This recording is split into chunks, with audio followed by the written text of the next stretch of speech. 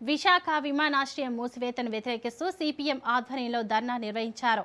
విశాఖపట్నం మల్కాపురంలో చేపట్టిన ఆందోళనలో సిపిఎం కార్యదర్శి జగ్గునాయుడు పాల్గొన్నారు. 60 ఏళ్ల చరిత్ర ఉన్న విశాఖ ఎయిర్పోర్టును కేంద్ర రాష్ట్ర ప్రభుత్వాలు మూసివేశాయని ఆయన ఆరోపించారు.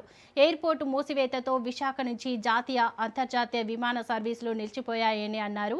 గతంలో నగరం నుంచి అరగంటలో సుమారు 500 రూపాయల ఖర్చుతో ఎయిర్పోర్టుకు చేరుకునేవారని, ఇప్పుడు భోగాపురం ఎయిర్పోర్టుకు వెళ్లేందుకు 2.5 గంటల సమయం భారీగా టాక్సీ ఛార్జీలు భరించాల్సి వస్తుందని విమర్శించారు. జీఎంఆర్ సంస్థ లాభాల కోసమే విశాఖ ఎయిర్పోర్టును మూసివేశారని ఆరోపించిన జగ్గునాయుడు ప్రజల ప్రయోజనాలపై ప్రభుత్వాలు సమాధానం చెప్పాలని డిమాండ్ చేశారు.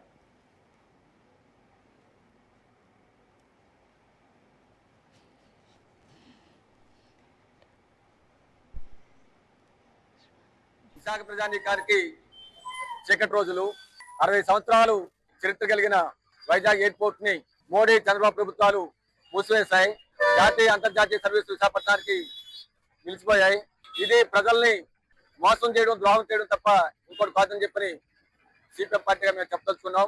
విశాఖపట్నం ప్రజానీకం ఏ మూల నుంచి అరగంటలో వైజాగ్ ఎయిర్పోర్ట్ కి 500 రూపాయల ఖర్చుతో చేరుకునే వాళ్ళు, అరగంటలో చేరుకునే వాళ్ళు.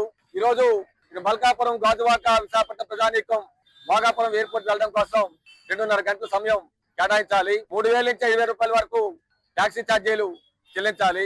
దీంతో పాటు భోగాపురం ఎయిర్పోర్ట్ లో విమానం ఎక్కితే 835 రూపాయలు, విమానం దిగితే 345 రూపాయలు ఫీజులు చెల్లించాలి. భోగాపురం ఎయిర్పోర్ట్ లో జీఎంఆర్ సంస్థకి కేటాయించిన 2,200 ఎకరాల భూమి ప్రజలది. అది బైరాయి మార్కెట్ సుమారు 20,000 కోట్ల రూపాయలు. అది ఉచితంగా జీఎంఆర్ కట్టబెట్టారు. అలాగే దానికి అయ్యే పెట్టుబడిని ప్రజల డబ్బులతో ఉన్నటువంటి బ్యాంకుల నుంచి రుణాలుగా ఇచ్చారు. పెట్టుబడులు ప్రజలవి, భూములు ప్రజలవి.